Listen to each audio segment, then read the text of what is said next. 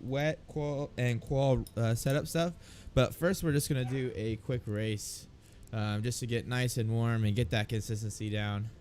So we're just gonna do a single player race. Well, let's just do 30 minutes. That should be more than plenty. 34 cars, clear, nighttime, same conditions as the race. And let me know if the sound's okay, guys. I've been kind of tweaking the audio from my microphone. But we're gonna go in here and load the setup for the race. I'm gonna delete these other ones. These are some just test setups that I had. I always like to make new copies of setups. That way, if I don't think it's working, I can always go back. But I'm pretty happy with this race setup. You know, pretty. Hey, what's up, Gabby? How's it going, bud? Gabsy. It always throws me off because your name's Roland's Racing. Yeah, let's just go through the setup real quick, guys. I will be posting this setup to the RST Discord. Super stable, maybe a little bit on the more stable side, but I just want to make sure that the car, you know, makes it the full hour and a half, and it's still pretty quick. I'm still doing like mid to low 29s in perfect conditions with an open track. With race pace, it's usually like 29s to 30s. With a full fuel load and traffic. But yeah, we have a little bit more tow. That's a little bit more dampening, steering dampening. And what you see is you get a little bit better turn in, but then the mid corner kind of washes out a little bit, which is really nice for turns, I think, 1, 2, and 3 here at Zolder, where they're kind of high speed. You're kind of heavy on the brakes. So you want that initial turn in to get towards the apex, and then let it kind of drift out a little bit on you. Pretty much everything else is the same. Caster, camber is pretty much what the standards are. TC, ABS, ECU map. The Porsche is kind of weird. It has a high ECU map. TC and ABS pretty much set to only engage on when I really need them to. If you always find yourself seeing the TC kick in all the time, you either need to make a setup change, or you need to lower the setting if it's not causing an issue. Yeah, so we can explain caster. Caster is a pretty cool concept to talk about. Basically what it is the inclination angle of your suspension is changing. So you can imagine like a suspension, like a Mick Patterson strut, right? Like straight up and down. Well, what happens is when you rotate the tire, you know, you're rotating about that center of axis. So you're just you're not changing in camber or anything else. It's pretty much static. You're only changing your angle. Well, what happens is if you take a straight line and now you pivot it this way, when you rotate, it's rotating about a different plane. It's kind of hard to mimic with my hand, so I'm sorry if you guys aren't seeing it, but you can kind of imagine straight up and down rotating about the center of axis. Rotated this way, it's going to rotate kind of like this, right? And what that means is you're going to get camber when you're turning. And why this is really good is camber, if you use too much, can really wear down your tires on the straights. Basically, you're reducing your contact patch size, and then you're going to be wearing it down really fast. Well, if you use more caster, what happens is on the straights, when your wheel is straight, you're not going to have as much camber in the tire. And then when you rotate, you're going to gain camber. So typically, the more caster you run, the less front camber you want to run, because you don't want to run too much. But yeah, caster is a really good way to get free camber, as I call it.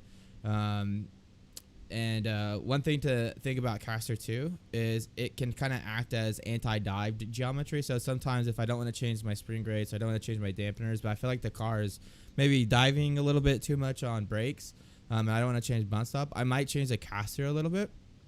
You can imagine, you know, when you have a suspension straight up and down, like typical A-arms, you know, there's nothing really opposing that downward motion other than the vertical stiffness.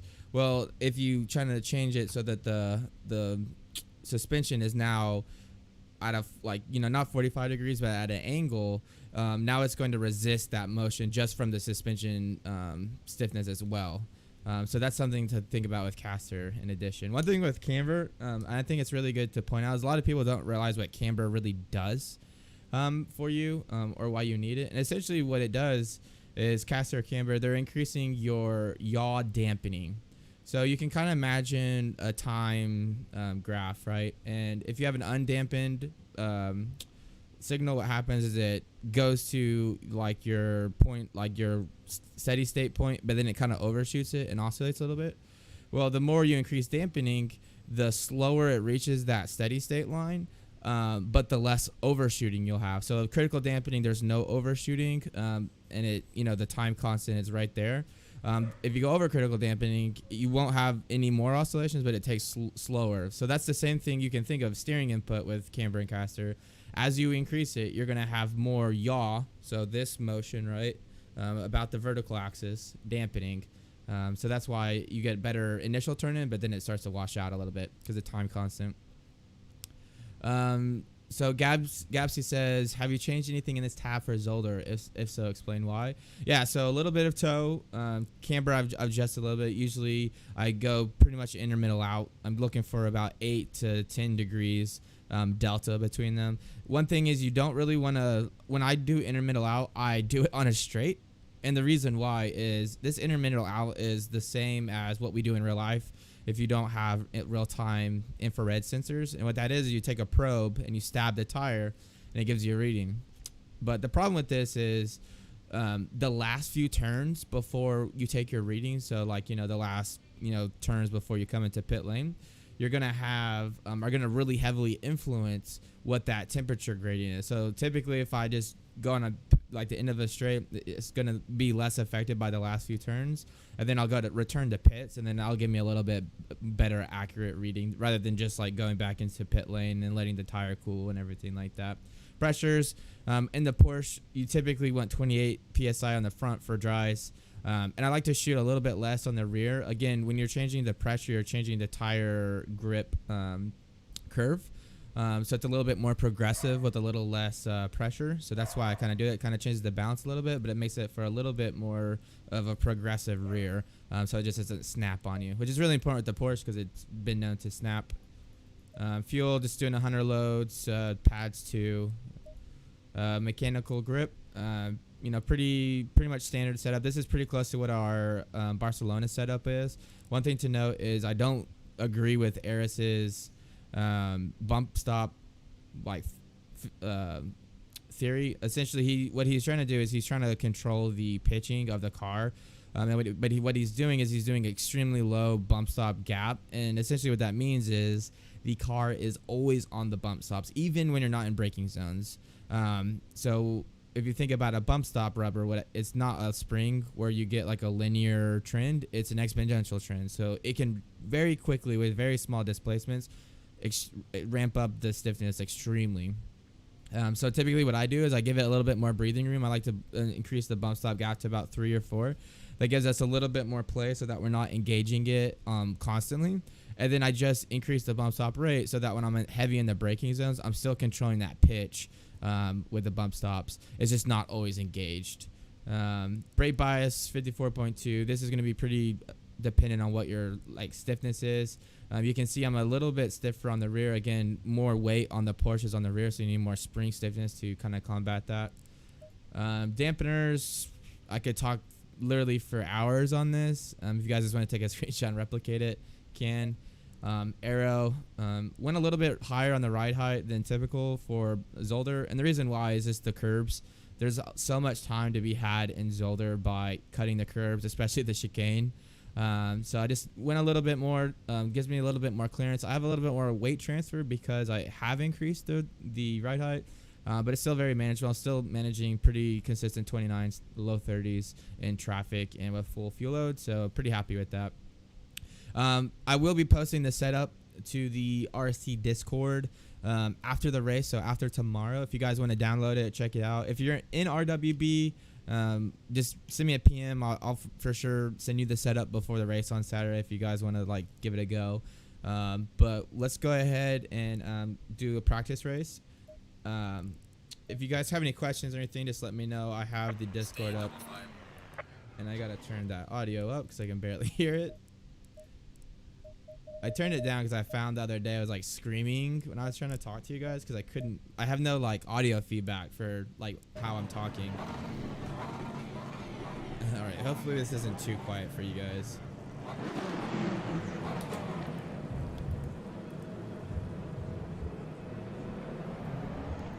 I noticed one thing too is my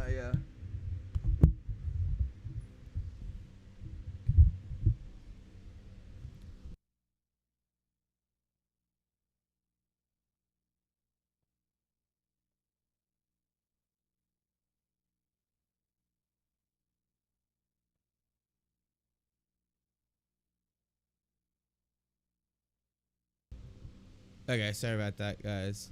I had to adjust the microphone. It was on my motion rig. I don't want you guys like hearing the constant pings. Yeah, Gabby. I find like a lot of people, they kind of go in some crazy directions. Maybe just give my setup a go, see if you like it or not. Car feels extremely stable. And one thing too is the tire wear in this setup is really good.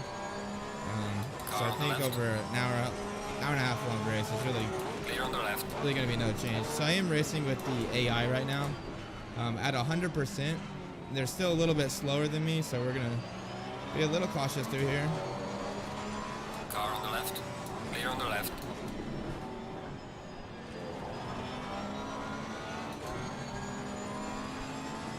Love this Porsche though, absolutely so much fun to drive here.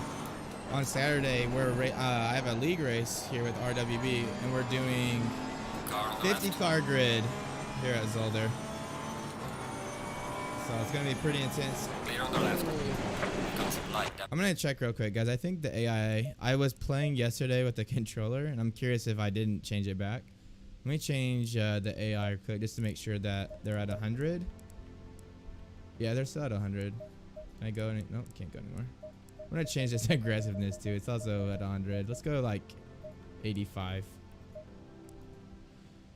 Normally I do like practice sessions on the practice lobby, but that's really not fun to watch for you guys, and this is good practice for traffic too, so we'll just keep doing this.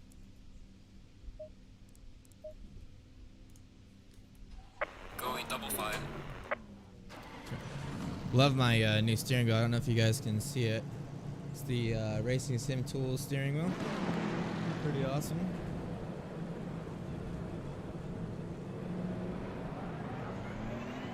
Let me know if you guys have any more questions. This is practice, so I'm, you know, able to kind of talk to you guys or show you guys anything you want. And hopefully my volume is not too bad. It's been a constant battle to try to get this volume where I'm happy. I was watching the stream back from the other day, and it sounded like I was yelling at you guys. So hopefully it's not so bad today. Alright, we gotta be real chill with these AI. Qualifying is going to be so important on Saturday because I really think it's not really going to be possible to overtake here at Zolder with 50 cars on the grid unless someone like makes some mistakes and goes like super wide or goes off track. Maybe in turn 1, turn 2, or turn 3, but the rest of the track is very narrow. Like up here,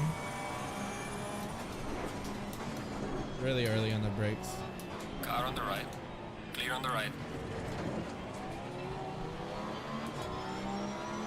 Car feels really good though. Car on the right. Clear on the right. Car on the right. And really cut these corners here. That's one thing I find the AI they don't do very well is Clear cut on the right. where they can. So I gain a whole bunch of time on them through there. But we'll see.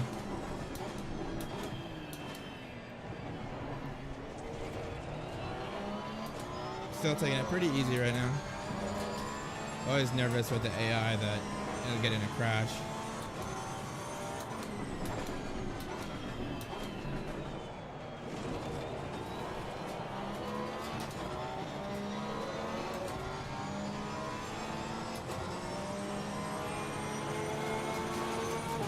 Well done, mate. The fastest step so far. A little deep, but took it on the inside, so.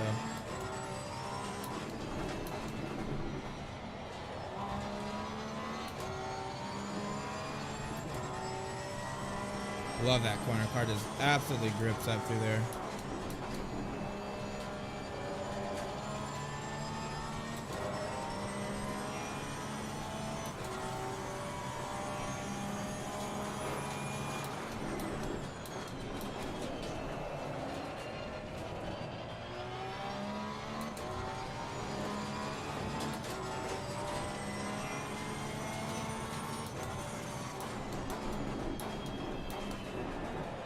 Pretty much where those cones are, that's where it will invalidate your lap. So you can really abuse them through there for sure. Car on the left. Ooh, I'm so glad I took the inside because he broke way earlier than what I would have thought.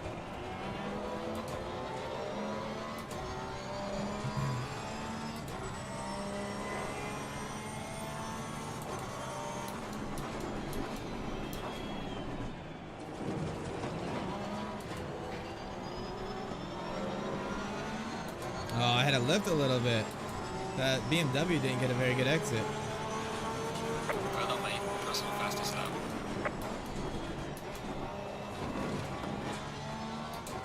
Car on the right. Ooh. Clear on the right. Shutting the door just a little bit. Up 2 tenths.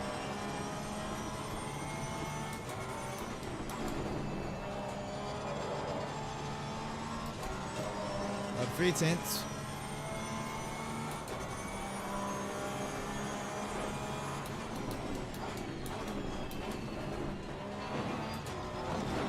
That's one thing I've found, that this car can't really, the curb in the chicane, you got to be pretty careful with the Porsche. I know with the other cars it's a little bit more forgiving, but I think it's just because there's so much weight on that rear axle in the Porsche.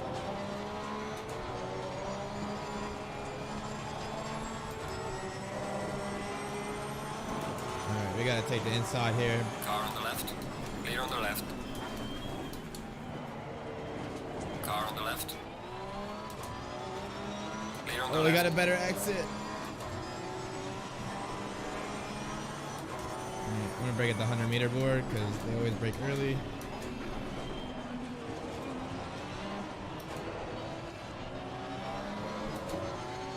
Good exit through there. Well done, mate. This has been your personal best.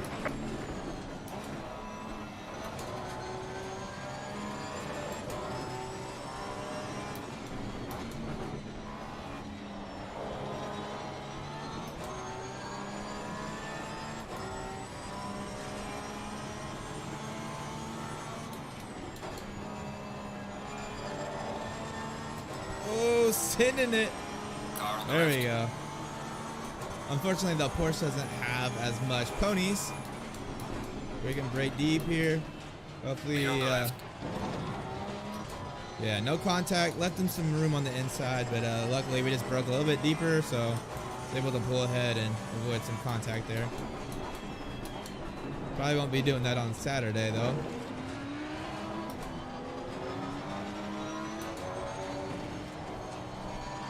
You guys can see what I was talking about, though, about cutting that chicane. I gained so much time on the AI right there because they just want to take advantage of that.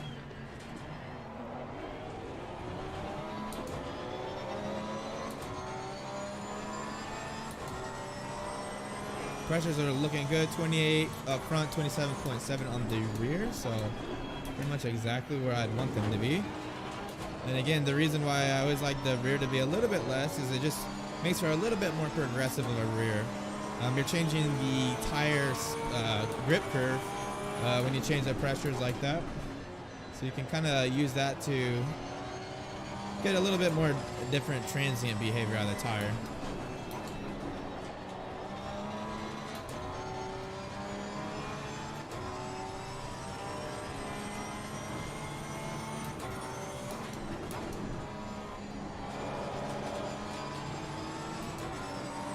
Dude, I love the direct drive. It is very, very awesome. I always tell people I'm so glad that I never tried a direct drive wheel until I had one, because had I tried a direct drive wheel, I'd have been so unhappy with that belt like wheel. And it's not because belt wheels are bad, it's just the precision and the amount of detail that you get with a direct drive wheel is like absolutely insane. Like the smallest of details, like the bumps over these curbs, you can feel every individual bump, if that makes sense. Whereas before with the belt driven, like it just felt like kind of like you could tell that there was some texture there, but it was just like kind of like a vibration. Like you couldn't feel every individual bump, if that makes sense. It did take a little bit to get used to though with the force. The wheel is a lot heavier. And actually have it turned down to like 70%, I think. It's the M10, so it's only 10 Newton meters, so it's not as strong as like the semi-cube and stuff. So I think most people have the semi-cubes turned down to like way less. But yeah, I love it, dude. No complaints. That was a good exit.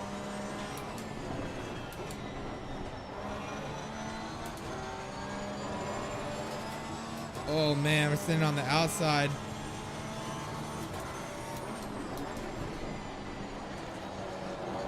Trying to take the inside, but he had it covered pretty well.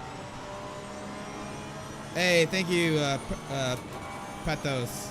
Sorry if I say your name wrong. I'm horrible with names. Thought I was gonna make contact there. All right, we need to get away, get around. This guy is holding us up. Let's take the inside through here. Clear on the left. Yep, that was a bad mistake on my part. There's some light damage on the right. Yeah, that's very true. Once you go DD, there's no going back. All right, let's just keep our head down, get a little bit more collected. That was a little bit too aggressive. I was trying to take the inside to get around that traffic because he was holding us up, but just broke way too late through there.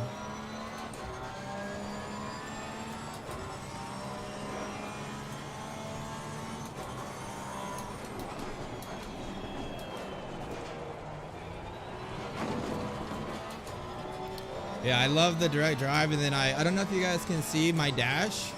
It's absolutely awesome too.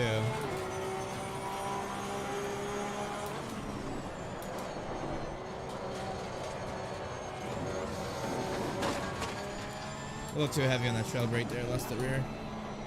But you can see how progressive the slide was, right? Like it was so easy to hold on to it. But like when you have too high of rear pressures, it just snaps and there's really no way to save it. We are making some time up here. See if we can keep it going.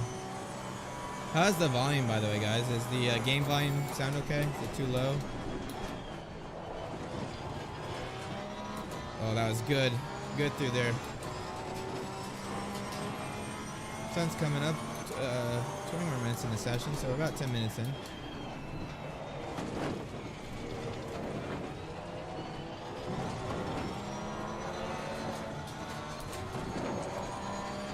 Got on the grass just a little bit through there.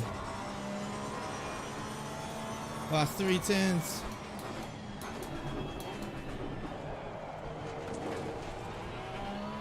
Get some clouds coming through though. Maybe some rain on the forecast. Oh no, that's no fun. Yeah, I know there was a lot of bugs going on. That was something that's like really frustrating to me. It's just bugs, like gameplay bugs. I haven't had the issue with like the setup being reset. I know a lot of people have had that issue, but hopefully Kunos will fix it.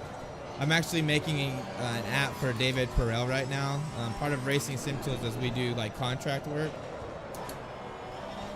And the SDK is broke, the developer like broadcast SDK. And they know it's broke, but they just don't have the bandwidth to fix it, unfortunately.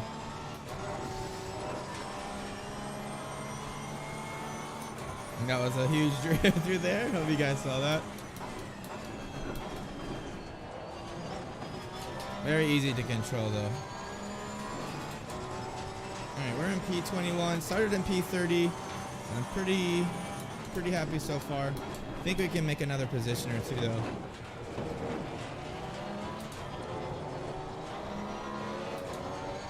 Very hard to see the apexes in Zolder with traffic. Car on the left.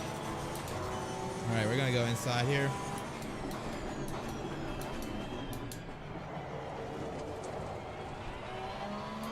He's still on the inside. We're racing. Clear on the left. Oh, way too deep on the brakes. Oh my God. That was insane. Oh my God. Hey, thanks, man. I definitely try. I love this car. It's so much fun to drive.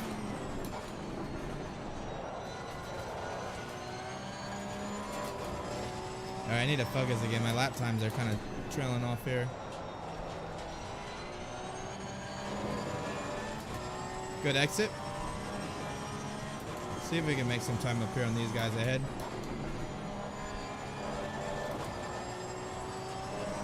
Oh man, yes. Just kept it playing it through there.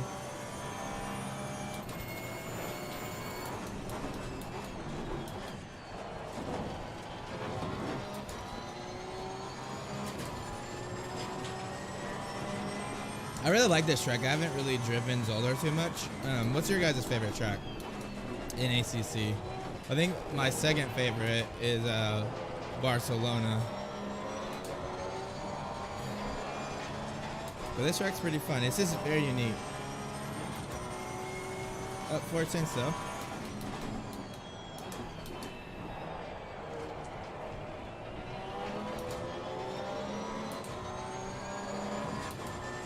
Definitely making some headway up here.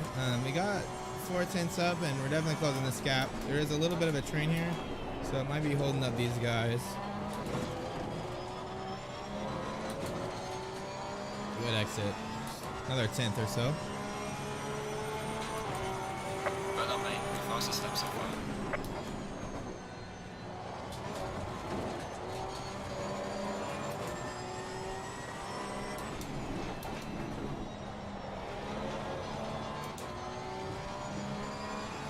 This first sector, turn 1, turn 2, turn 3 is so important to get on the throttle early. Like it feels like a turn that you would want to carry a lot of corner entry speed into, but it's kind of the opposite. You want to brake a little earlier and then get on the throttle like right before the apex.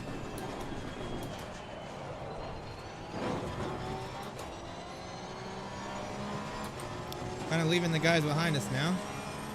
2-second gap behind.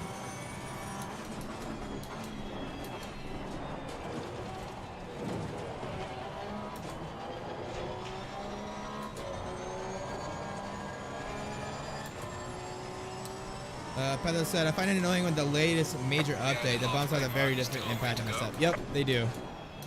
And actually, it's kind of funny because I don't know if you were here earlier. I was talking about like Eris's bump stop gap, like approach, how he like the bump stop gap is always like so low. And when you're doing that, you're constantly engaging them. I think people that were using that same philosophy, so using like a bump stop gap of like 0 or 1, they were more impacted because their car is like always on the bump stops. Luckily, I use like a 3 to 5 bump stop gap, so I'm only in the bump stops under like super heavy braking zones. And my setups were more or less not impacted. It does feel like the bump stops are softer now, which I like. I always thought they were a little bit too hard compared to some of the real life cars that I've worked on. And track panorama, so some Bathurst, huh? Yeah, that is a really, really cool track too. It's a very intense track though. Takes a lot of driver dedication. Going over, I think it's Skyline or Nightline or whatever it's called. The downhill portion over the mountain. That is the most terrifying and most rewarding part of any track ever. A Rouge is probably, a Radeon and a Rouge is probably a close second, but when you get that right, man, that just feels so much fun to drive. It's crazy to think they do 12 hours there, you know, in real life. Absolutely insane. See if we can get in the 29s with this one.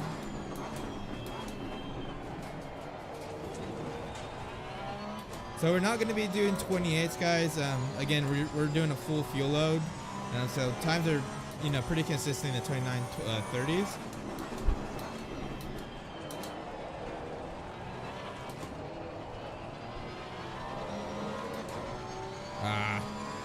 Well, at least we're super consistent.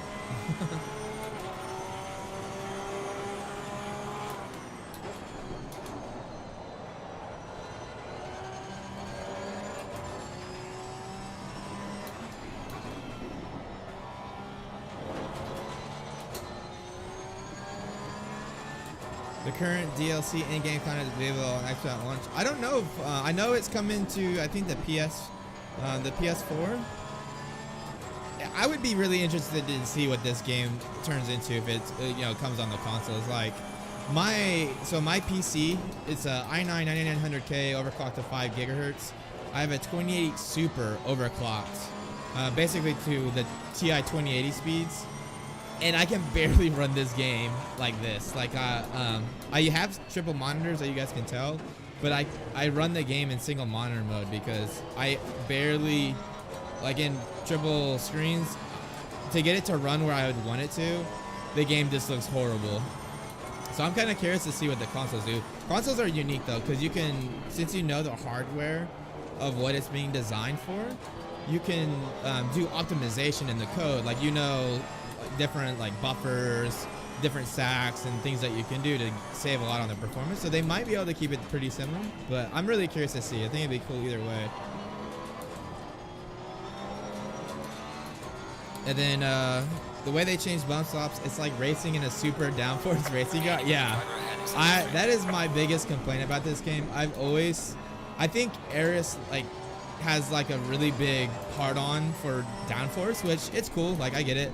My degree is in aerospace engineering, but I've never in my entire life had a GT car this pitch sensitive. And like I work on some DTM style cars that produce a lot of downforce compared to like a normal like GT3 car, and they're nowhere near like the requirements of what ACC does. It's still a lot of fun. I still really enjoy the game. A lot of the game is really good, but I think when people talk about physics and ACC has the best physics of any game, you really got to ask yourself, like, what do you mean by physics? Is it the tire model? Is it the chassis dynamics? Is it the thermal model, aero model?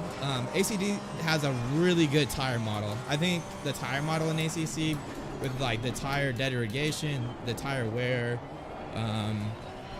like tire damage, I think that's really cool. And I think they're doing an awesome job. But I think in the aero, it's just a little bit they produce a little bit too much downforce than what I've seen in real life.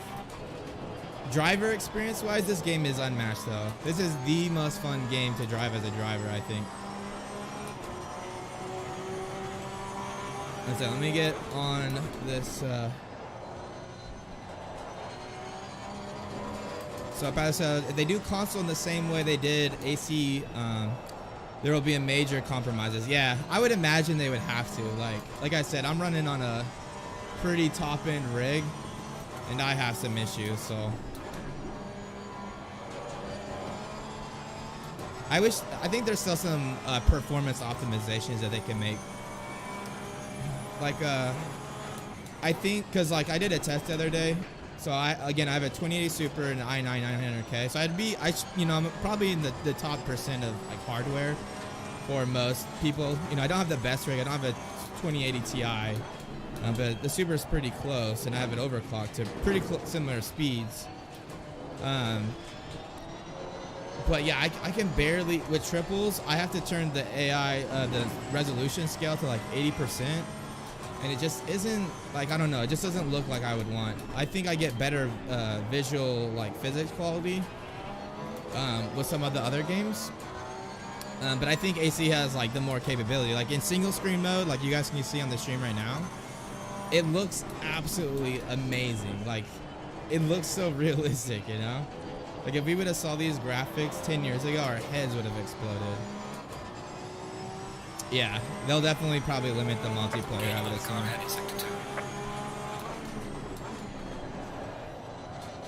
Oh, I'm a little bit too heavy on the brake there. I'm noticing as the car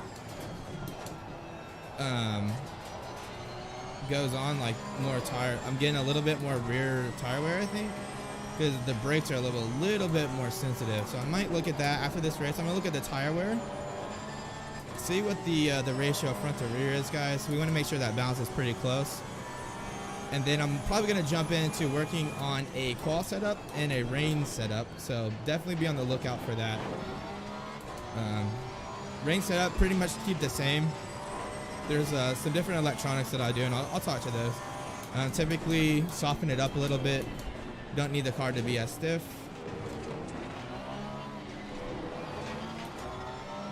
And the qual setup, the same thing. I reduced the spring race because less fuel means the car is lighter, so you don't need the same stiffness. Otherwise, your roll gradients are really high, and you want them to be fairly low. Yeah, that's the same thing that I've noticed Pat does. Like I have to run, I did a test. Basically, I ran single screen mode at 4K using the NVIDIA like DSLR or whatever it's called, DSR I think. And then I used triple monitors at 1080p, and I got better performance with the single monitor at 4K, which is a higher pixel density, but more pixel count than the triple monitor. So I know Unreal Engine didn't support triple monitors out of the box. I know Q knows how to do some stuff to get it to work, and they've done a really good job. Like, I really like the fact that you could change and tweak the settings while in game. A lot of games don't have that, and it's always a pain to like get it set up, and I think that was really cool. But I think there is a performance hit because I think Kunos had to do like a workaround essentially to get it to work, and I think there's just something kind of going off that you just take a hit for. But it's okay. I've been getting used to single screen mode, and I kind of eventually want to get a super wide anyways. I kind of like having, you know, Discord chat, stream chat, all that stuff, you know, kind of close by. Ooh. I was getting kicked out by the arrow there. Alright, let's try to make a move here. What do you guys say? Yeah, so Gabby, I'm sorry I missed your text. Yeah, I have seen the V8 supercars around Bathurst. Dude, so insane. Even like the new supercars are crazy around Bathurst. Like I don't know if you see them, but they like almost intentionally drift, like get the car to slide into some of the corners. It looks so intense.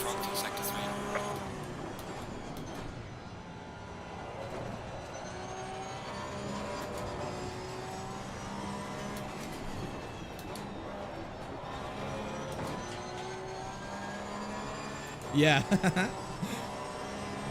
Yeah, I have a ray tracing card, but I've had the Super for quite a while now, and I've never even played a game with ray tracing. I came from a 980 Ti, so it was time for me to upgrade. But yeah, all the capabilities, right? Still haven't seen it, and that's every game. Like I feel like ray tracing didn't really pick up the way it should have. Probably like VR. It's probably just a little too early in the tech cycle for it to come on. So we'll see what happens.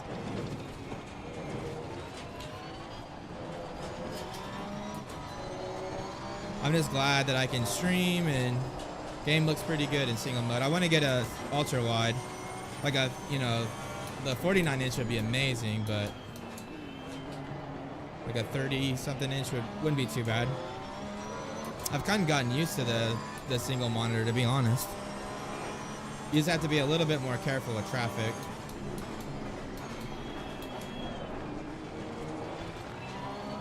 I like VR a lot too, but yeah, I don't know. It's just too hard to do streaming and all that stuff with the VR.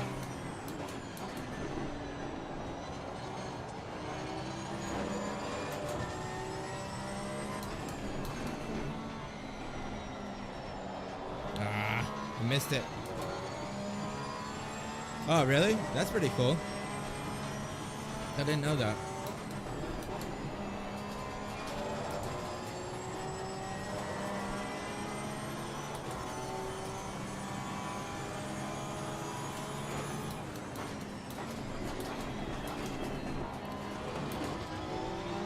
Oh, yeah, we made some good ground there, guys.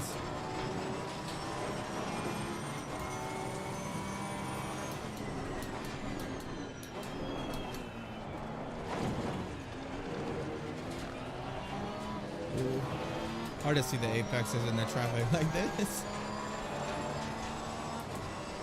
Have you guys seen the trailer for the Unreal Engine 5? The like tech demo? That looks really cool. Gapsy actually shared a video with us, and it was pretty interesting. It was talking about the evolution of graphics, and they were saying that like what you see in a tech demo, you know, it's like really early, and games don't really look like that because they just don't know how to utilize the engine to get real-time performance that way. But it said like within like, I think it said 8 to 10 years after the like engine has released, that the games that are released resemble what the demo looks like. And all I can say is that demo looks so beautiful.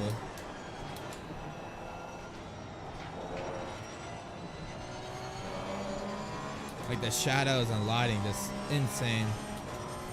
It's one thing that I actually got into sim racing for the physics. I'm an engineer in real life, and I like to use simulators to like learn things and, you know, test new strategy approaches and setup approaches.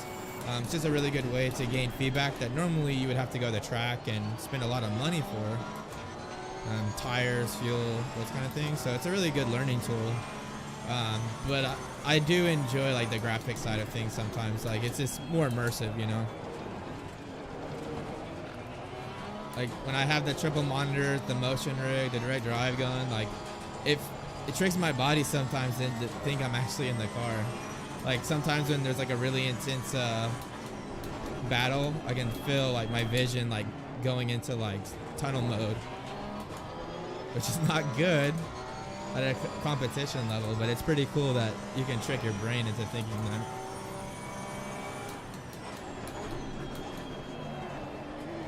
Come on.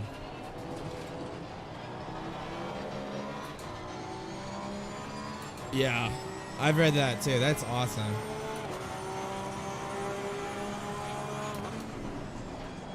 Too deep, too deep. It rotated. Whew. That was not good.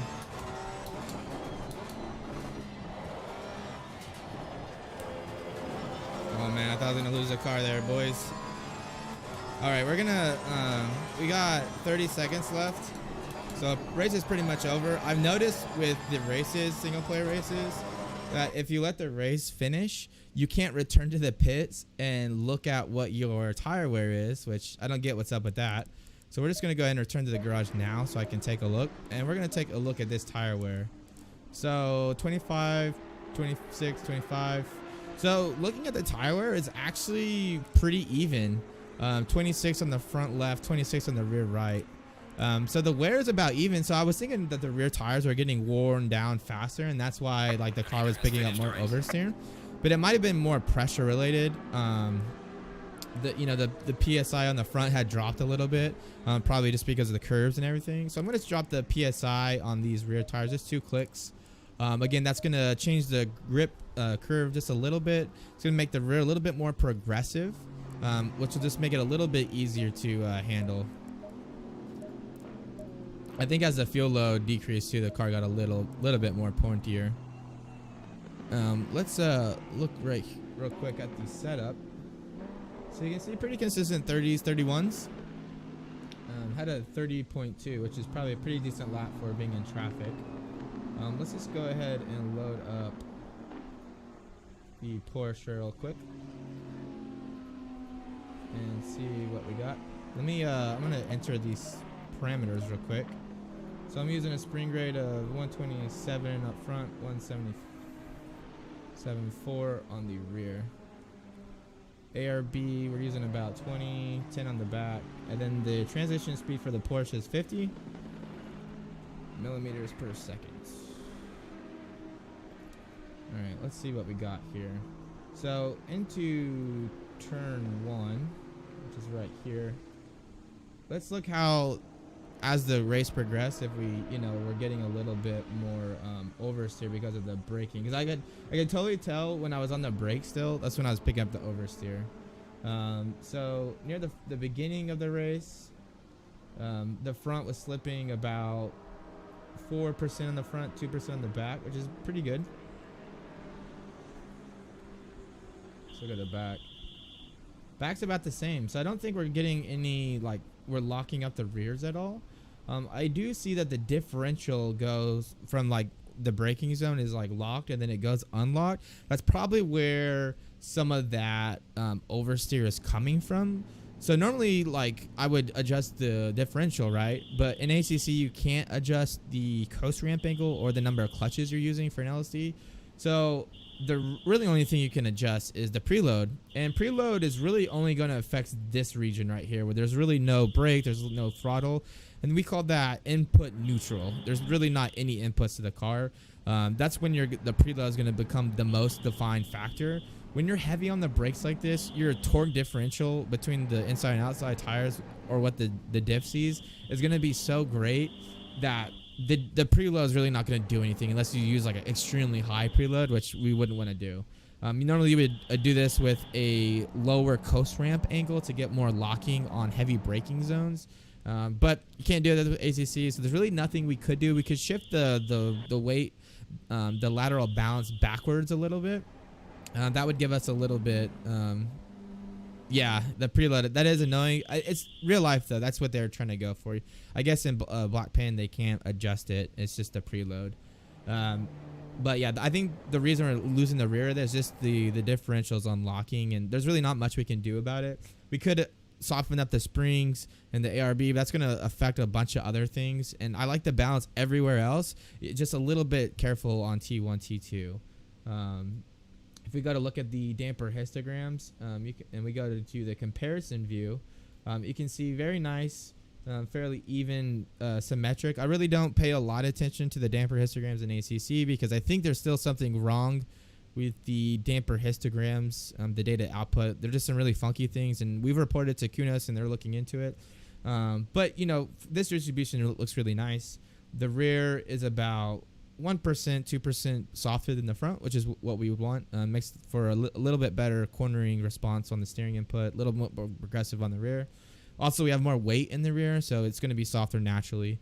And then the high-speed region right here, but after 50 to 120, the rear high-speed dampening in rebound, which is this left-hand side, is higher than the front.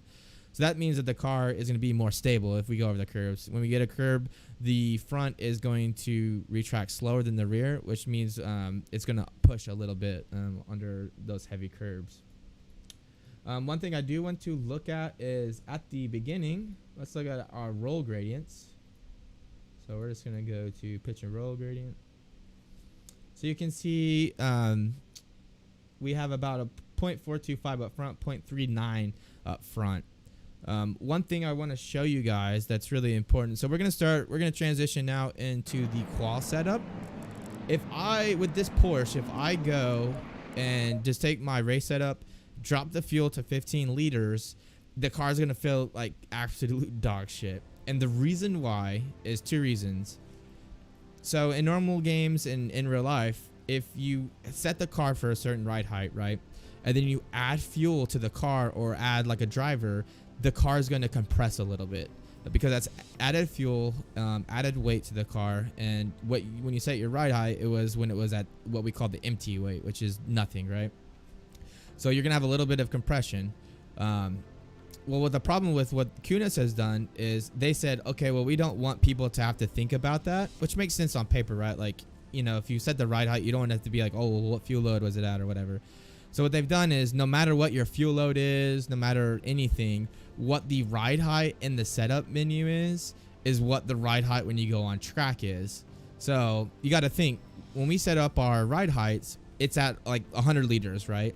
And as we burn that fuel, the ride height will change. Let's say on the Porsche, the fuel tank is on the front. So as the race goes on, the front actually rises 2 millimeters.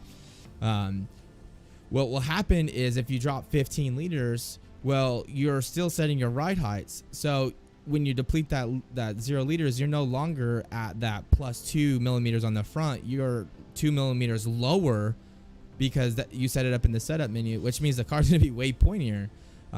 So that's kind of just a nitpicky thing that just drives me insane. You have to pretty much always adjust your ride heights based on the fuel loads. So Paso, do you have a video about dampeners and ACC? No. So I've been kind of going back and forth. I know a lot of people have asked for specific things. And I need to have time to do it. I just been super lazy. These new graphs that you can see, they're pretty awesome. You know, pretty responsive. They're GPU rendered graphs. So we're going through RST right now to adjust them, and it's taking a little bit of time. So as soon as I get that done, we're also working with Coach Dave Academy and some of the ESRO drivers. We're trying to get them to collect data for different tracks in car combos. And the idea is use RST. Let's say you're doing you're practicing for a track and you're doing a setup. You could pull in their data and then compare your driver inputs, you know, like slip, throttle, things like that, to the pros. And the nice thing is that will help you identify where you're losing time, right? So we're working on those two things. And then I want to, after those two things are done, I really want to start focusing on the training again. Doing a lot of videos, training videos, kind of like what Eris does, but at a very higher detail. Eris, he's a really good, he's doing a really good job for the community, but a lot of the things he explains is very low level, whereas I think there's a need for some high level analysis. But let's go ahead and load the race setup. And what I'm going to do, just to kind of prove a point to you guys, is we're just going to take the race setup, put 15 liters of fuel in here. We're going to save it. And then you're going to see how hard this car is going to be to drive. Yeah, so what a roll gradient is essentially, it's the measure of how much roll per G, essentially, right? Like in a race car, we pretty much always measure everything in G's. The more lateral acceleration you can pull through a corner means the more speed you have for the same corner radius. More speed means less time. Not always, but that's pretty much the general rule. So it's basically a way to quantify how stiff the car is. And it's really good if a lot of people say, oh, there's a certain roll gradient that I need to achieve, and that's not necessarily true. The way you should really use roll gradients is once you're really happy with the setup and you feel like the car feels really good for a given roll gradient combination, the idea is you write that number down, and then if you make like setup adjustments like we are now, like we're making the qual setup, what I'll do is I'll change the stiffness and some of the other car parameters to get me back to what that roll gradient was. The roll gradient is pretty closely identified to how the car responds to driver input. The higher the roll gradient, the lazier the car will feel because it's rolling more. The smaller the roll gradient, the more snappy it'll feel. So it's a really good metric to kind of justify how twitchy the car is, essentially. But we're just going to do an outlap here, get the tires out to pressure.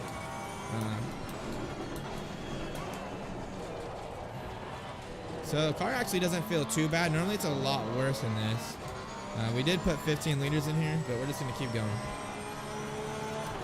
Try to get a hot lap in.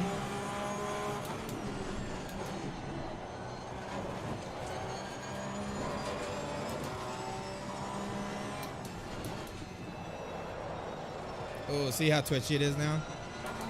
Or oversteer is, not twitchy. That's because the ride height thing I was explaining to you guys.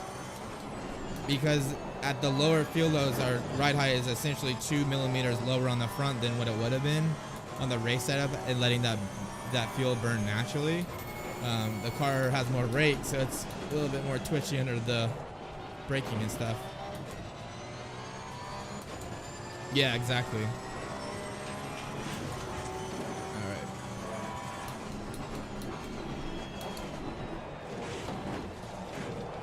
Honestly though, the car doesn't feel too bad. At Barcelona, doing this, it felt so horrible. I couldn't even drive it. Here it's okay.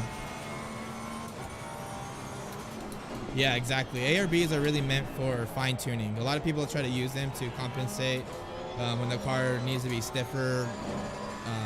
And the best way to do that is with springs, because springs will give you more bang for the buck, so to speak.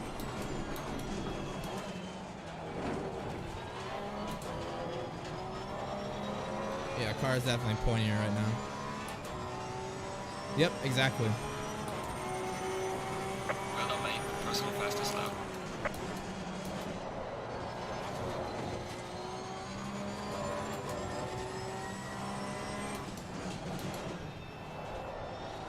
Alright, let's do one more lap.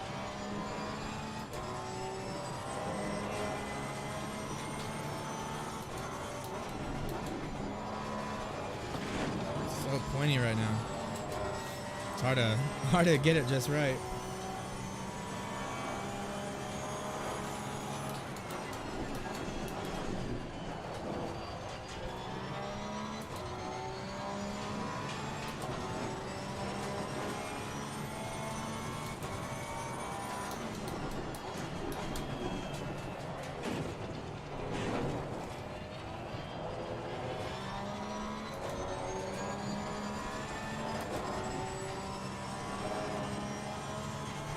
Pretty quick with the pointing your setup though, up 7/10.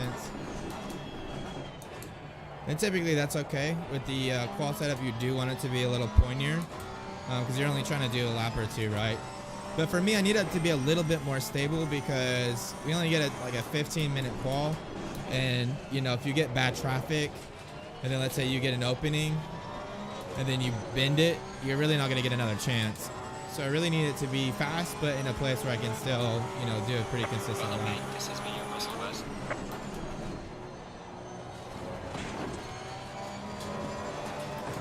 On the throttle nice and early through there.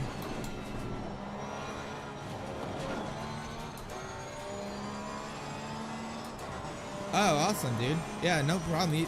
I haven't had any issue understanding you, man.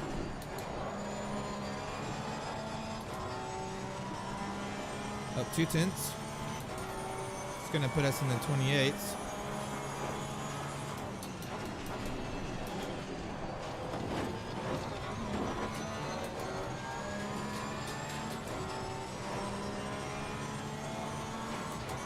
There actually might not be that much of a difference in the road grain for this this truck. Car really doesn't feel that bad, honestly.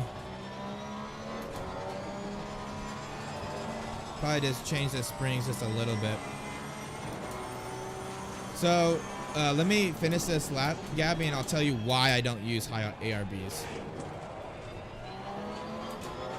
For this track, some tracks I do use high ARBs, but for this one I do not. And let me just finish it and I'll explain why. Because I need to do hand gestures. I need to figure out a way I can like do animations. That'd be kind of cool. Like display things. Maybe I could hire someone. We'll just go back and I'll show you, bud. Okay, so the reason why I don't use high ARBs is you have to think about what the suspension is doing. So let's say we don't have any ARB. It's just springs, and they're called independent, right? Like the left-hand side doesn't care what the right-hand side. It's going to see a load, and it doesn't depend what the other side sees. The problem with this is now, since the two wheels are completely decoupled, the body is free to roll. This the sprung mass can freely rotate about its roll axis, right? Well, to combat this, what they've done is they've added anti-roll bars. So what the anti-roll bar does is it doesn't couple the axle, 100%. Like it's not a, fully locked, fully like where they both are on the same like moment.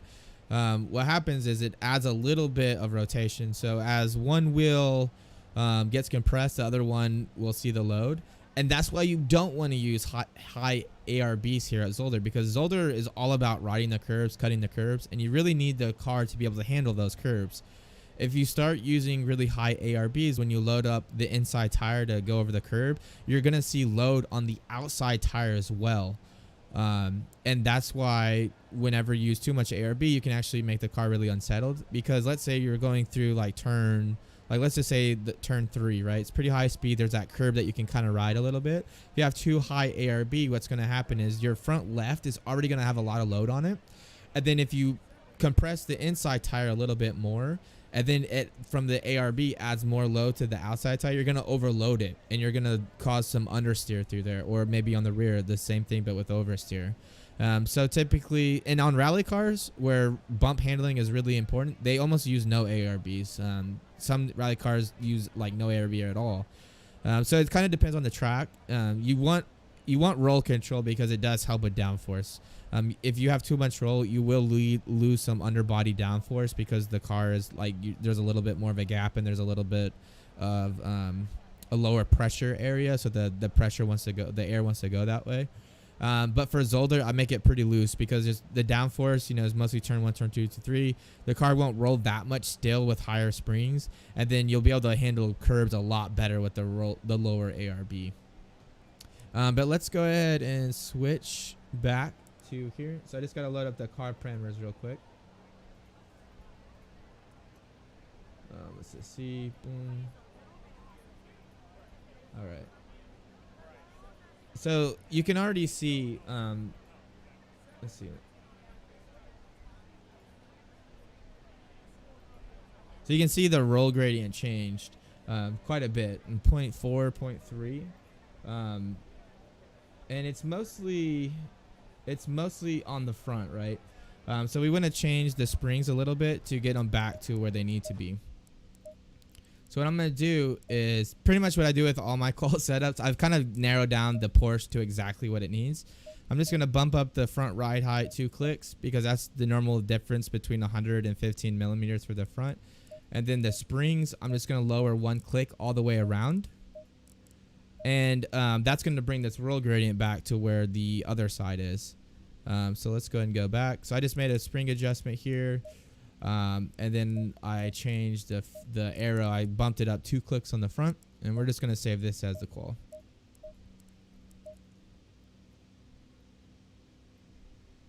Yeah, exactly, Pathos. Like, ARBs are good for really smooth tracks and, you know, tracks where you're not really riding the curbs. Where you're riding the curbs a lot, it's typically better to go with more spring than ARB. Even though that the car, like, is stiffer, so to speak, you're not going to see that outside loading of the tire from loading up the inside with what you would normally with high ARBs.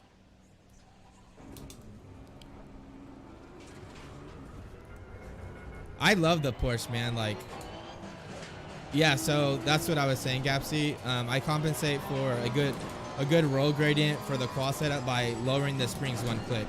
Because you have to think the car is lighter, right?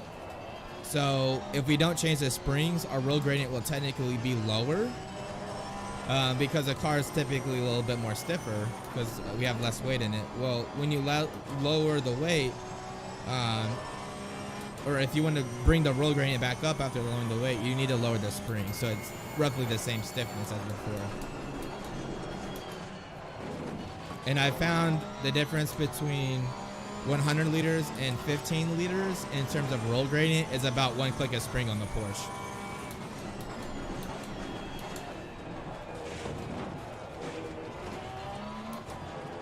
Car feels so much better now though.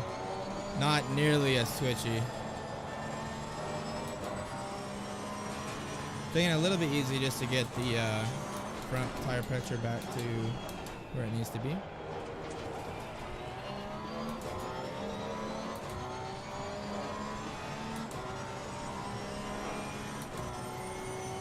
I think 2 clicks of springs would be too much to go from your race to your qual setup. It's really only 1 click of spring. You're going to make a huge difference in lateral stiffness if you go down 2 clicks.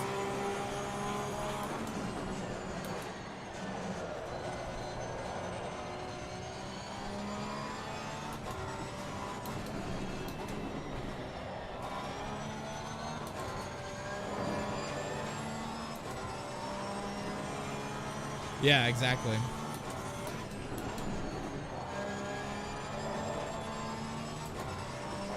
That was a good exit through there.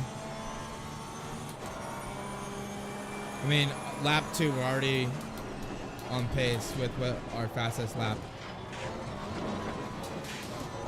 Oh, I'd have lived just a little bit, otherwise we would have been up 2 tenths. Yeah, this setup's a little bit more forgiving. The other one might have been a little bit faster, but again, with these 50 car grids, I want to make sure that if I get open traffic, that I'm for sure going to complete a lap. So I need it to be a little bit more stable than I would normally.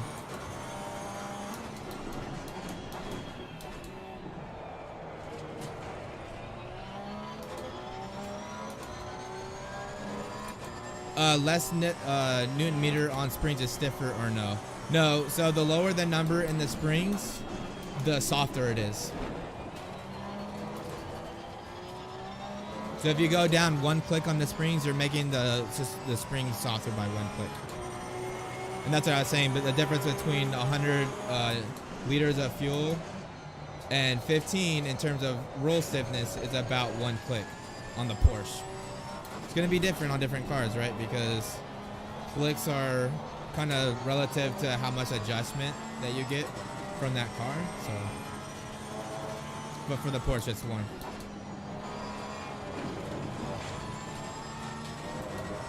That was a horrible line through there.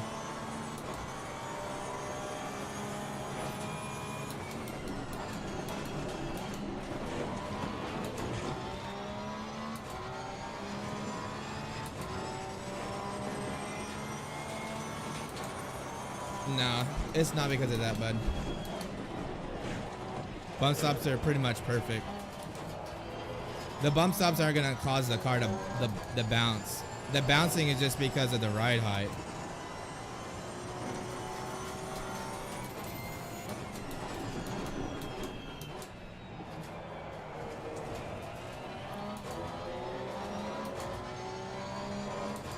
How do you get roll gradient percentage and it's aggressive on the...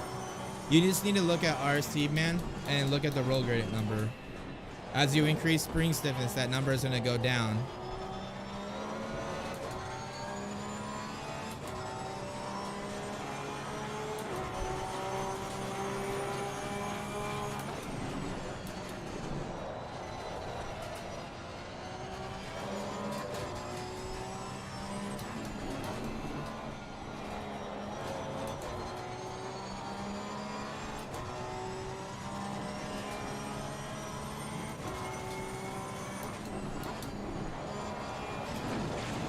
Oh, I did it again.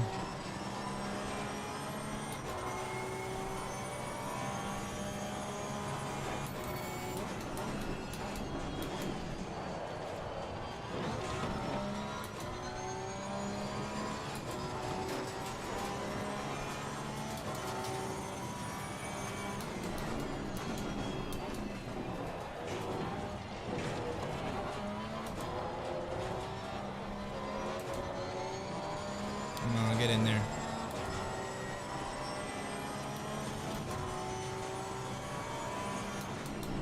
Oh, all right, bud. Thanks for tuning in, man. If you like the channel, be sure to hit me with the subscribe. I try to trim quite a bit. I was just saying, Gapsy, if you need to lower the roll gradient, you increase the springs. The stiffer the car, the lower the roll gradient number is going to be. I was up 2 into the final part. So I normally say 2 clicks, but I think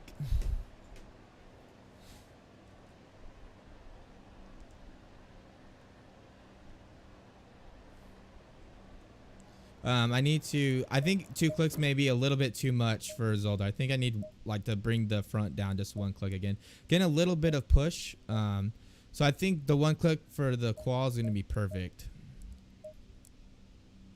See ya, bud. Have a good day. All right, let's do the 1 click, and then I think I'm going to be pretty happy with this, and we'll move on to the rain setup.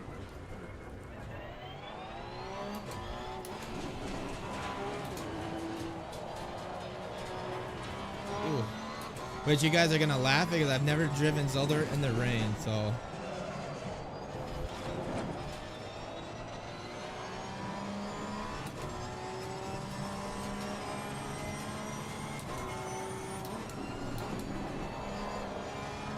Oh yeah, much better.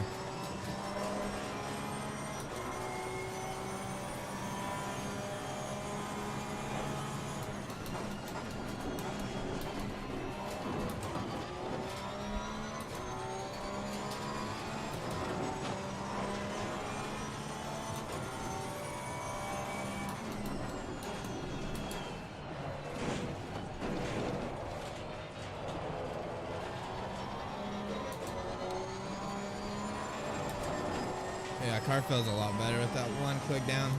So instead of 2 clicks, 1 click for Zolder. Get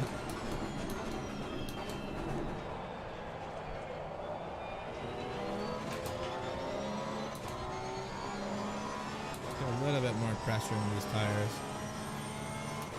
Probably close the brake duct just a little bit for this qual setup.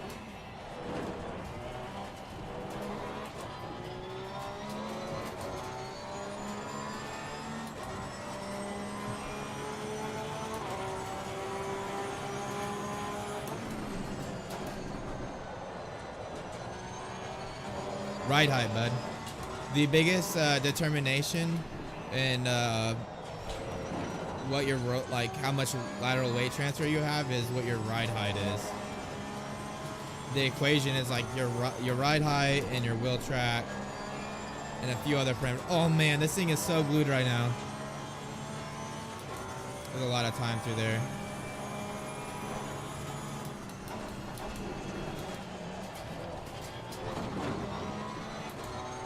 Yes, sir. All right, I'm super happy with this setup, guys. We're gonna move on to the wet setup.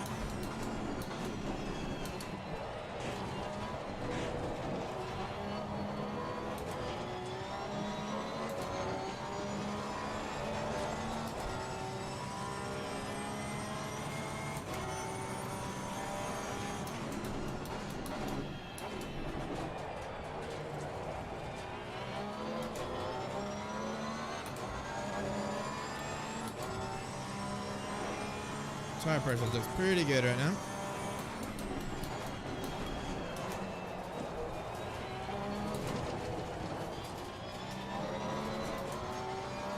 All right, I'll take that. 28s.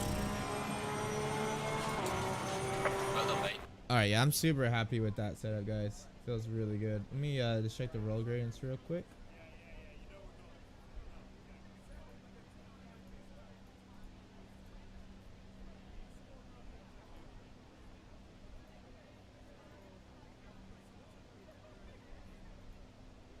Yeah, much better. We're pretty spot on with what the race setup was. So like here, let me show you real quick. So this was the race setup. You can see it's like a 404. When I get a little bit lighter, like 419, 394. And that's because of the less fuel load, right? We're burning more fuel as the race goes on. Now with the 15 liters, which is what I was trying to hit, I'm at 0.422, 0.406. So we pretty much more or less got the roll gradients to go back to what they were before. This was the roll gradients when I just dropped the fuel load, didn't change the ride heights or anything, or the springs, and you can see how high they are. So we got a lot closer to the race setup now. So the setup feels a lot more like my race setup, but it still feels very a lot faster. I was about a second faster just because we have less weight. So we're now going to go ahead. The qual setup is sorted. The race setup is sorted. So now all we got to do is the wet setup.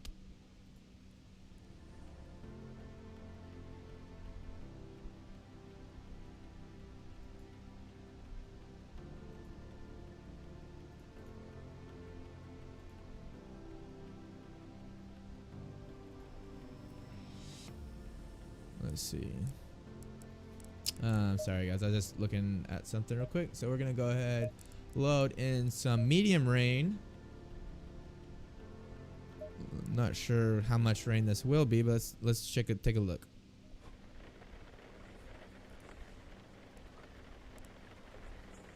So it's 15C. It's a little too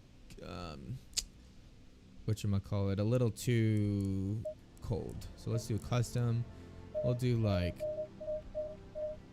oh, it has to be 60 apparently. Let's do, I don't know what the default is. What is it? Okay, doesn't tell you. Do 30%. We'll do 30C here. And then I want the track to be about 30% wet. All right, let's see if this gives us some conditions like we'll have in the race. I'm trying to mimic the race conditions. Yeah, 25C is about right. Let me load up race sync real quick so we can see what the temperature, what the track wetness is. Track wetness is 30% C. So yeah, this is exactly what we want. So what we're gonna do is we're just gonna load up. What I'm gonna do actually is I'm gonna load in my Barcelona setup. Barcelona setup does feel really good around here at Zolder because our wet setup was spot on for Barcelona. So I'm going to use that as kind of my baseline. And just so you guys are tracking, you guys can download these setups at the RST website. But I'm just going to rename this real quick, guys, to the same thing as what these are, but wet. Okay, so now let's come in here. We're going to load in this wet setup.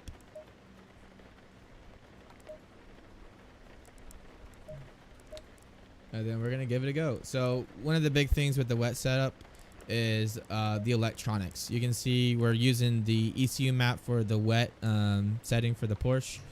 A lot more TC2, more ABS, more TC. Do not be scared to use the driver aids. They are there for a reason, especially like in hard conditions like the wet. Another thing is a little bit softer on the springs, a little bit different, have more rebound on the front to give me more exit understeer. But other than that, everything else is pretty consistent. A little bit more wing too. More wing is very crucial. But let's go ahead and load it up, guys. See how we do. Green light. Give it all you can. So let me turn these wipers on. Always forget. There we go.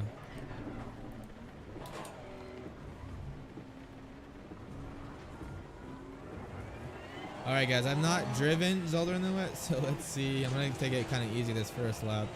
Probably gonna be super bad here.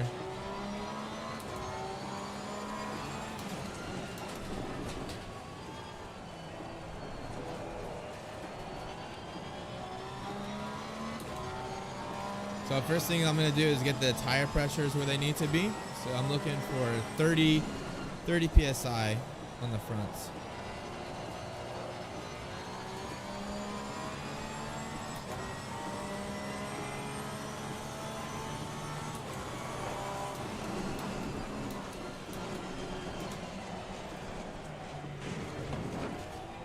Truck is definitely greasy, guys. Definitely greasy.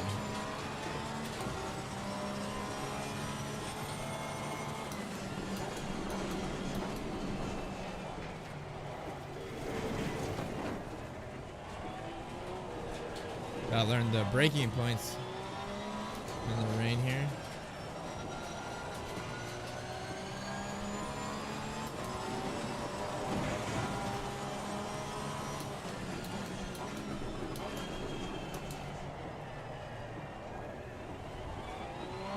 Tire pressure is still a little bit too low.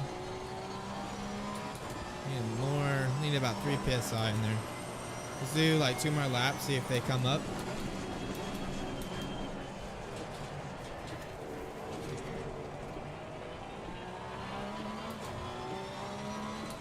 You have to admit, the rain in this game looks absolutely amazing.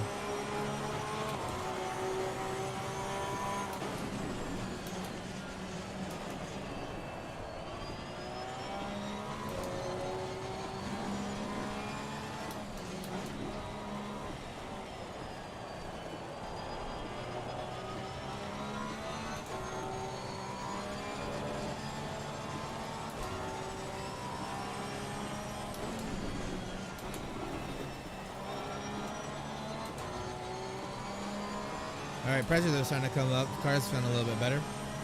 That's a really good point to make is the pressures in this game are very sensitive. You can really change the handling of a car just with the pressures in this game. So you really need to make sure they're spot on, essentially. I think they're still a little bit low here.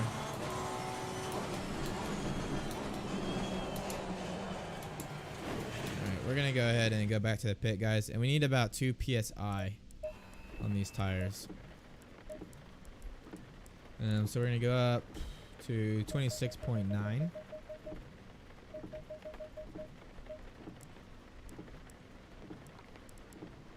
That one was actually pretty good, so we're just gonna go up 0.7. Let's see, this one needs to come up 1, and then let's go up another PSI, so 25.6. Let's just go up to 26. So we're gonna do 0.4. So we're shooting for 29.4. So that's 0.3. So 1.3 is 26. 7 basically.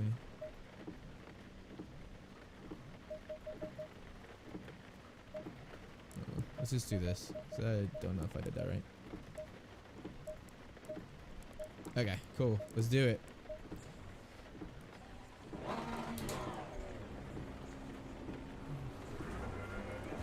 It's hard to tell how the setup felt, but it's because I need to get the a little bit more pressure in those tires.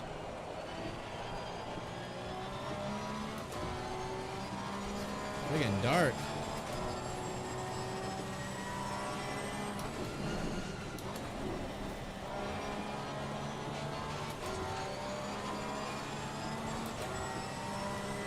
The Porsche does really, really good in the rain, though. I will admit to that. Having that weight on the rear really helps it in the rain. Can't turn though, apparently. Gotta take it a little easier on the outlap until the pressures come up.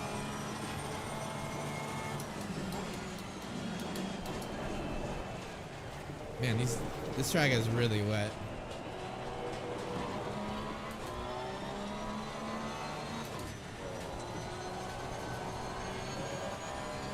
That curve's gonna be super dangerous in the rain.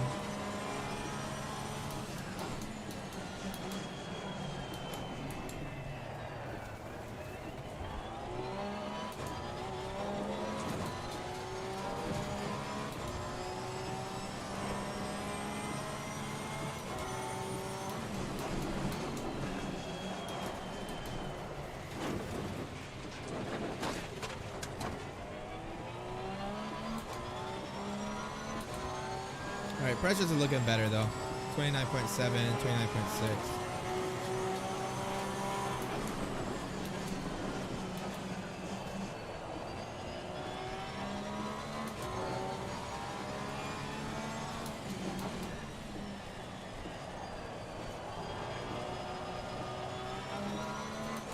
It's nice to be able to like just plant the throttle and let the car go though.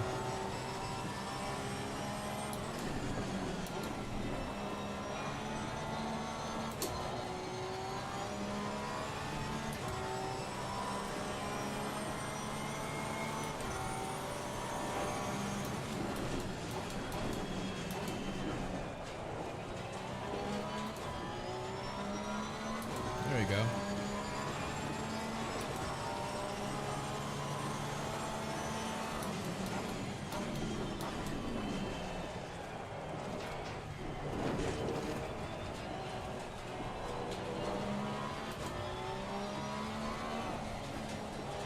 I kind of hope it rains on Saturday. This will be pretty fun, I think.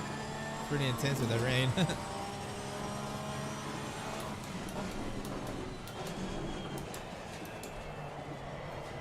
There's a lot of push through there, but I think it's just because the track is extremely wet right now compared to what a race would be. As the race forms, there'll be somewhat of a dry line, so I think it'll be a lot better. I think these are just really dicey right now conditions. Kind of remind me of race 1 in the Barcelona. Tire pressure's a little bit high on the rear too. Probably go down just a clip.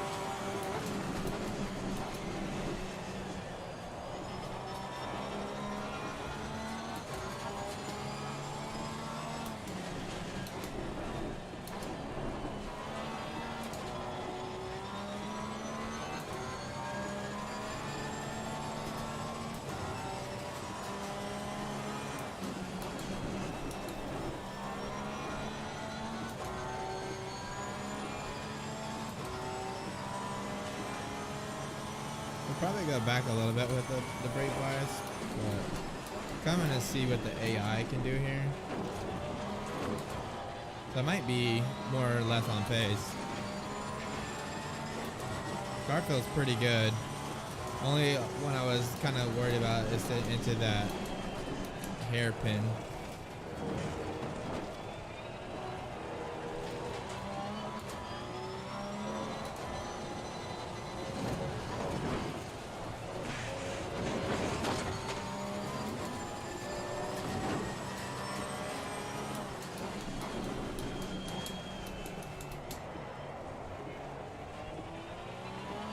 There we go. That was a lot better.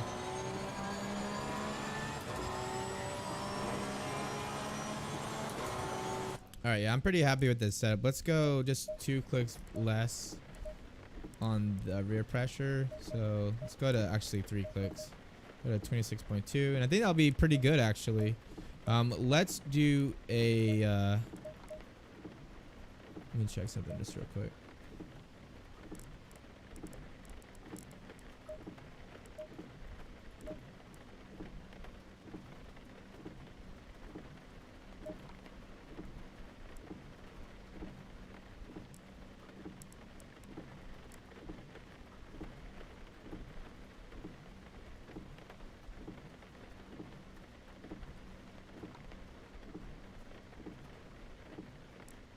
Let's see, what is our...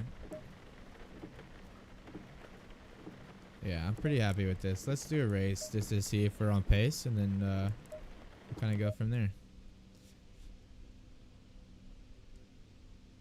Wet setups are always hard to like develop because I never know if it's just because I'm driving bad or what. Do 20 minute. We'll do it kind of quick. So I'm starting to run out of time. Sorry, 11:20 my time. Alright, we have some wet conditions. Remember that curbs are slippery and watch your braking distance.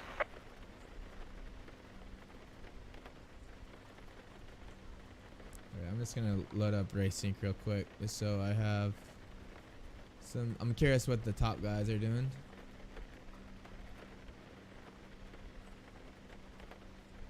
We're in the back though, so let's sit this way.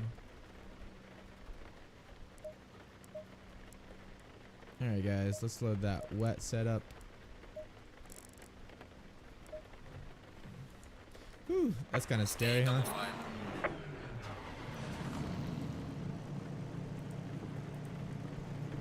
Alright, there we go though.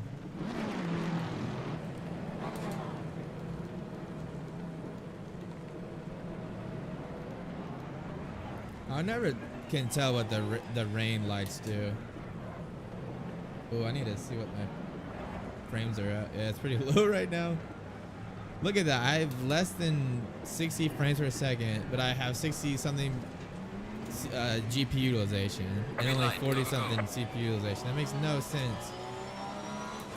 All right, boys, let's do it. I'll turn that off.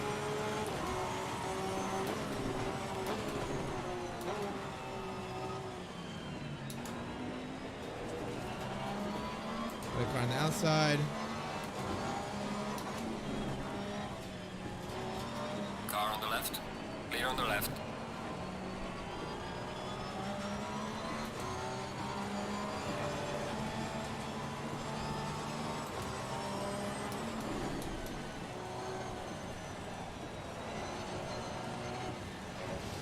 No, I got on throttle a little too early there.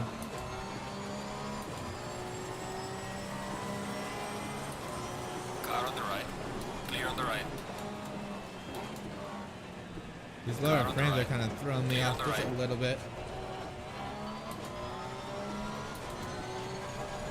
Oh, I'm good now. Oh crap.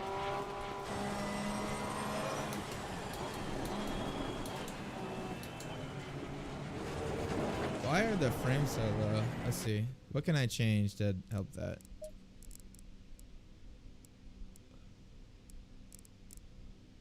Maybe opponent's visible, turn it down. I only need to see like what, 20 cars anyways. That did nothing. That did absolutely nothing. Oh, maybe it helped.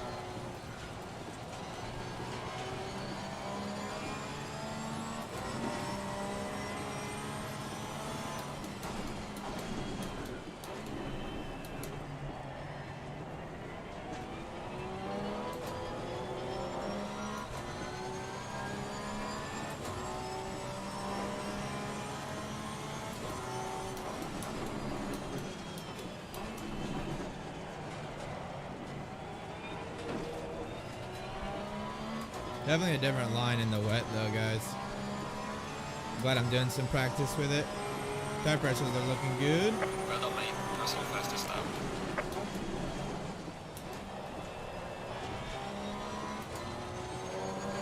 Nice.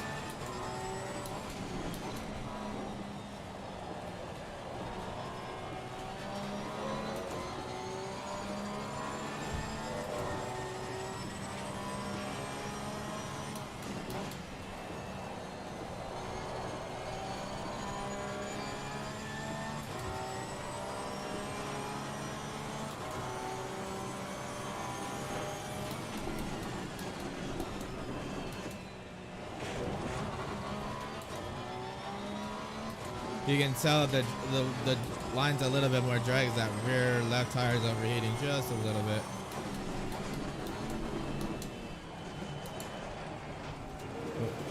This is my braking zone. So different in the wet for sure.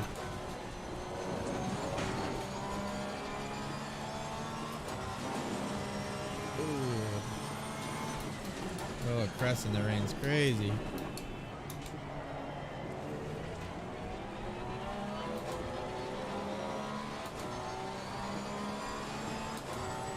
Yeah, frames are a lot better now. I'll just leave it at the 20 cars. Probably can't even like notice less than 20 cars, honestly.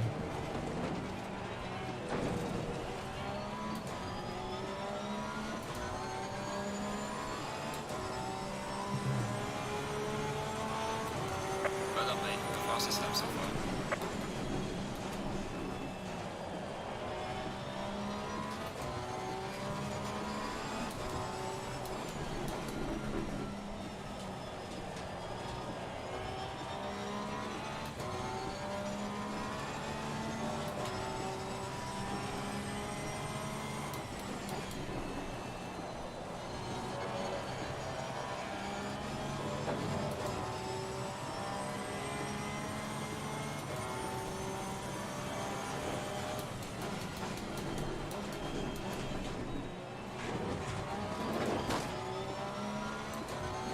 There we go. That was a good little time.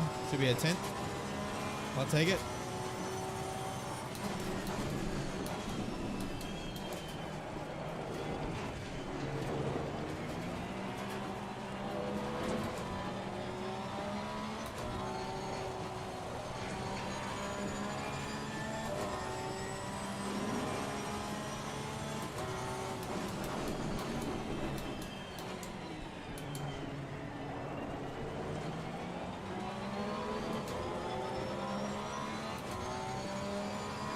Yeah, I'm overheating those rear thing. Look at that.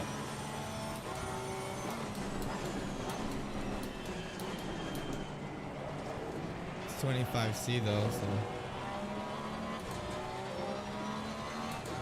they're not massively overheated, but they're definitely getting warm. Getting the wet here. Well done, mate. Personal fastest lap.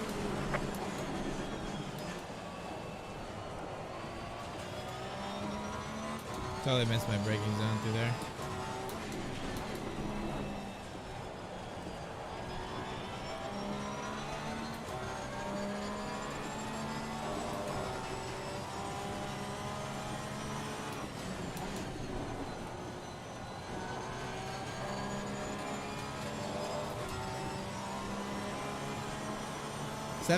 Seven-second difference between wet and dry is not too bad though, I'd say.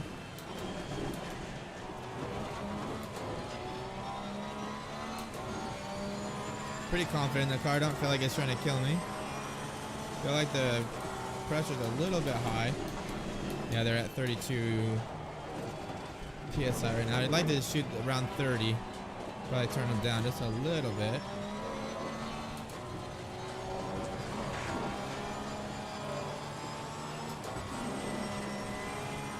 Might need to open the brake ducts even, considering I'm overheating these wets just a little bit.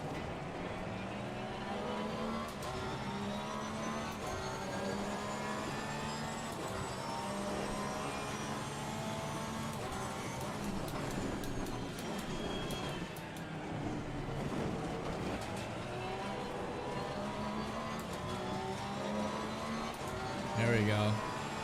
That was a great time. Gaining on the car, heading sector 2. Well done, mate. Personal best.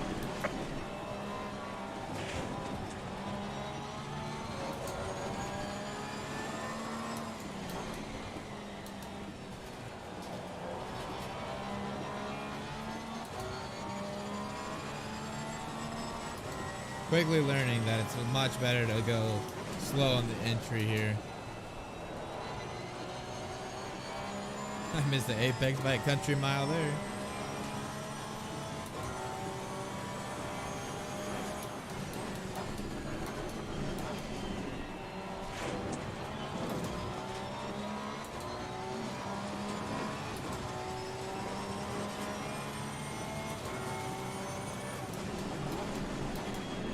left. Clear on the left.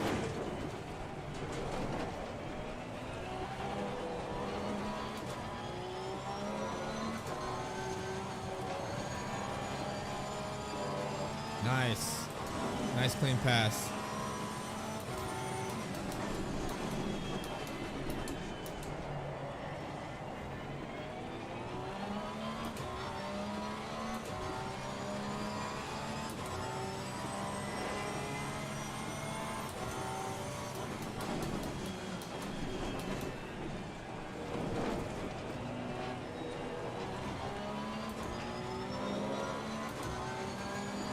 Man, I keep killing like 3 tenths, 4 tenths every lap.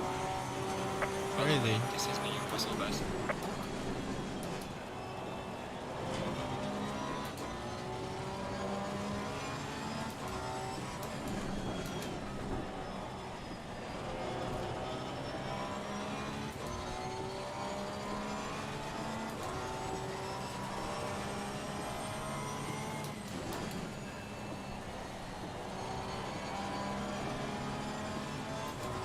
Man, that was good. 4 tenths up, even again. Starting to overheat those rears though. Car on the right. Clear on the right. Wow, too aggressive. No contact, but that was way too aggressive on my part.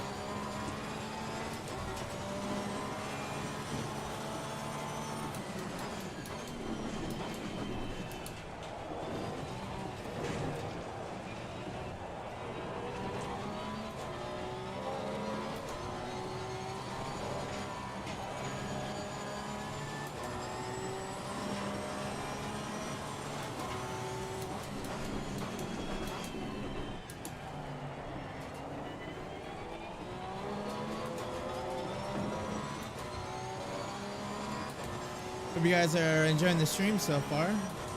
The race is tomorrow.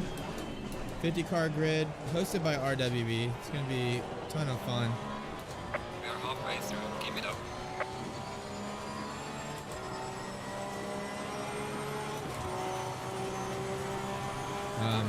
We've been doing pretty good. I think we're in P3 right now for the points in the championship. My teammate is FX. Awesome driver. Couldn't have asked anything more. But we're gonna try to score some points. Try to get into P2 with this race. So doing some, prep work for it. If you enjoyed the stream, be sure to check out tomorrow the actual race.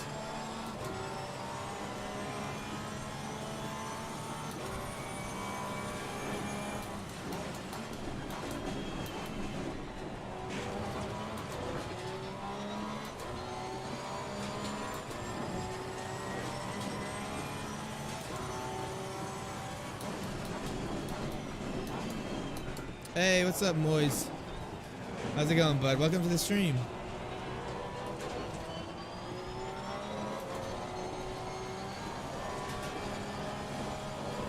We'll stay on the track.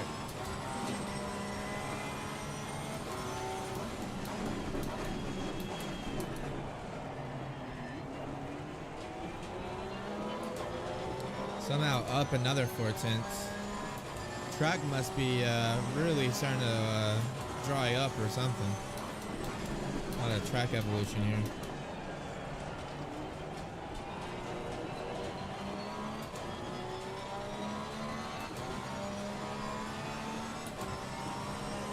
Top guys are doing 36s, so pretty close.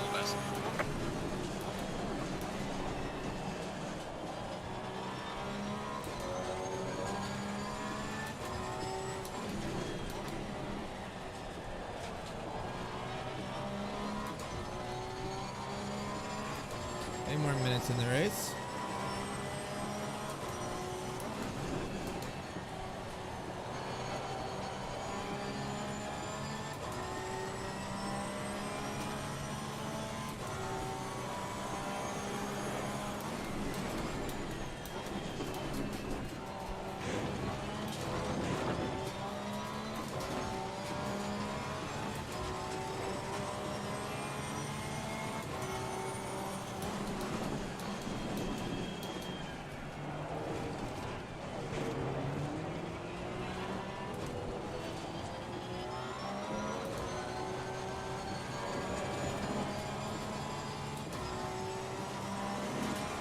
Man, I'm having so much fun in this game. They've done a really good job. Like, you know, there are bugs, but all bugs aside, if you just look at the gameplay, it's pretty fun.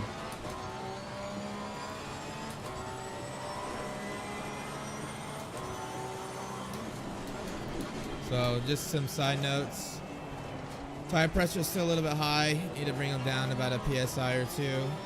Brake ducts, probably need to open them. Probably just go down 1 PSI and then open the brake ducts. Opening the brake ducts will help keep the tires a little bit cooler. The reason we're seeing it here and we didn't see it in the qual or the practice, because we're getting a dry line that's forming here. And that's what's starting to heat up those wet tires a little bit more. So when you're doing like wet testing, it's always important to do some with traffic, just so you can see how your tires respond to the drying line.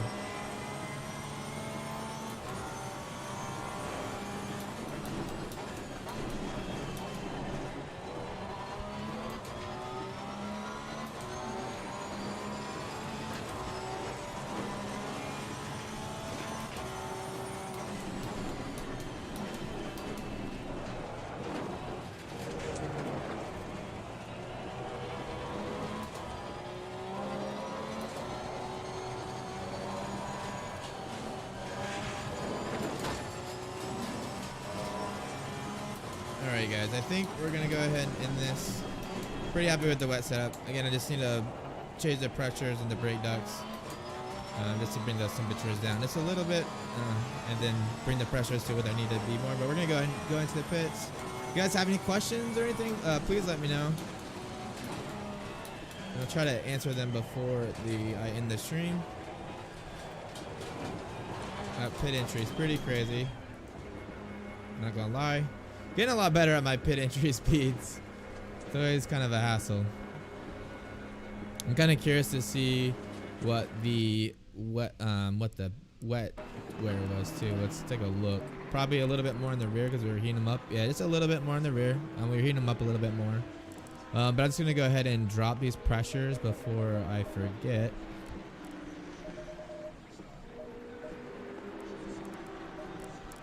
And then these need to come down another PSI. And the reason I'm not doing 2 PSI is because when I open these brake ducts up a little bit, it's going to drop them down as well. So we'll save that. I'll do another test probably sometime before tomorrow. That's going to be it, guys. Again, please tune into the stream. If you enjoyed today's stream, please hit me with a like or subscribe. It helps bring more people to the community for the Racing Sim Tools. We are trying to work on the update to get the GPU graphs out. I'm hoping to get them out in like the next week or two. And then if you are looking for live timing in ACC, I've made some software. David Perel's going to sell it. I sold it to him. It's a live timing app. It's really cool. You know, it shows you best sector times, last sector times, last time they've pitted. So it'll show me in the pit right now, where I'm right here. You know, the gap, everything like that. So it's really cool. Check that out. But that's going to end the stream, guys. I hope you guys